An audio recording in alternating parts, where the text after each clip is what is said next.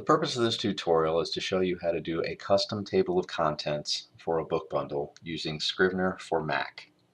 You can also do this for Scrivener on PC. However, I do not know how to remove the general HTML table of contents that the PC version puts out.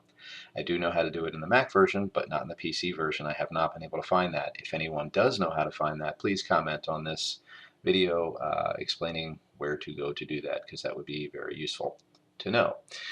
Okay, so a couple of quick things. I think we've all gone to the look inside of particular books inside of Amazon, scrolled down and seen a massive table of contents listed before the text shows up. This is kind of unprofessional looking. I think we all can agree to that. And also, if you're having a book bundle the size of, say, this one, which is around 2,100 pages, it has a lot of different chapters in there. You're going to be scrolling for 10 pages of table of contents, which means that by the time you actually get the reader actually gets to actually see what it is that's available in this book, they're going to be getting what, like 5 pages of the entire thing, which really doesn't give you enough time to grip the reader. And I think that's the purpose that we're all trying to accomplish, is grip the reader so they'll purchase the bundle. What I'm going to do is show you another bundle that I have here. It's just a 4-book bundle. And what I had done in this one was simply remove the table of contents that's automatically generated. Now, this is not necessarily great because what if a person wants to get to just Bob the Zombie when they're inside of their Kindle device or iBooks or whatever? Then they're going to have to either scroll all the way through to get down to that, or they're going to have to go to the built-in table of contents, which again is going to mean a lot of scrolling.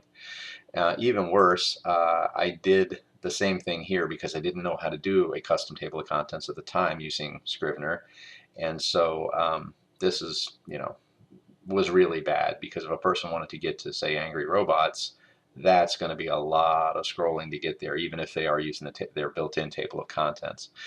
So instead, I finally figured out how to do it using a custom table of contents. So nothing too fancy here, but definitely better than what it was.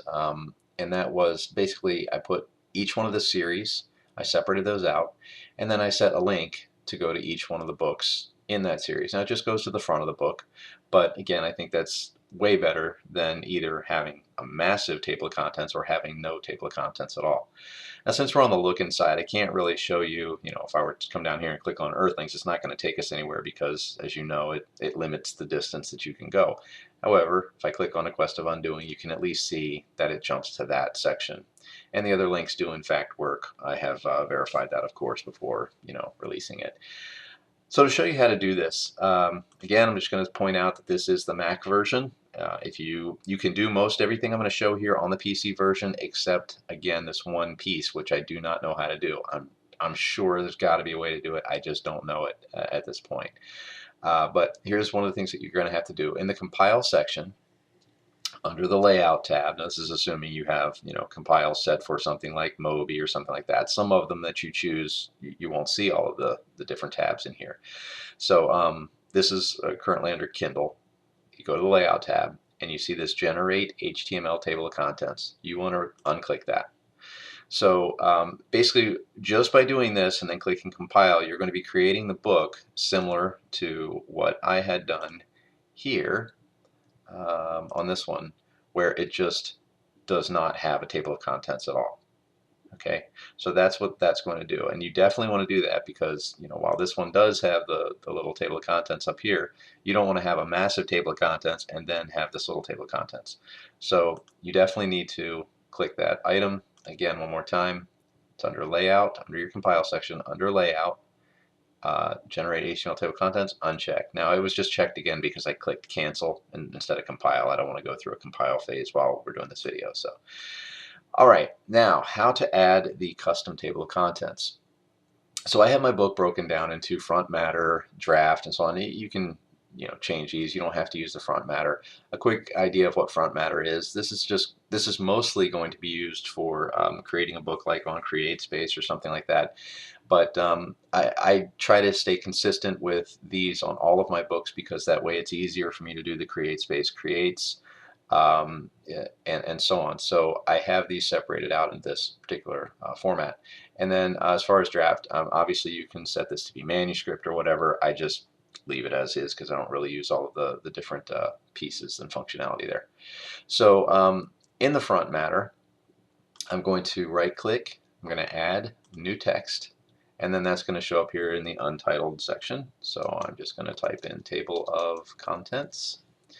Okay, now over here, I'm going to again type in table of contents, spell it correctly. Okay, and then here's where I'm going to start doing some stuff. So I'm going to say my first series, and this is the small bundle, so I only have 2 series here. I have the Queen Arthur Adventures and the Tales from the Land of Ononoke. So we'll say Tales from the Land of Ononoke. Okay, and then the first book, so again I'm going to look over here. Here are my books. So the first book in that list is A Quest of Undoing. Then we have The Full Moon Event, and then Bob the Zombie. Okay, now the next series is the Queen Arthur Adventures.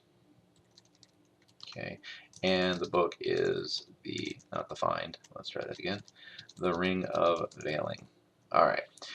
Now, obviously, you're going to want to style this a little bit. I'm just going to do something really quick here. I'm not going to do anything crazy, but just something to separate it out some. Okay, so now here it's actually a lot easier than I had thought it was going to be. It's actually really easy. All you have to do is highlight the book title that you want, right-click on it, and then you'll see this item that says Scrivener link. Now, if you notice over here, you'll have this front matter, draft, and research. Well, that matches front matter, draft, research, so on.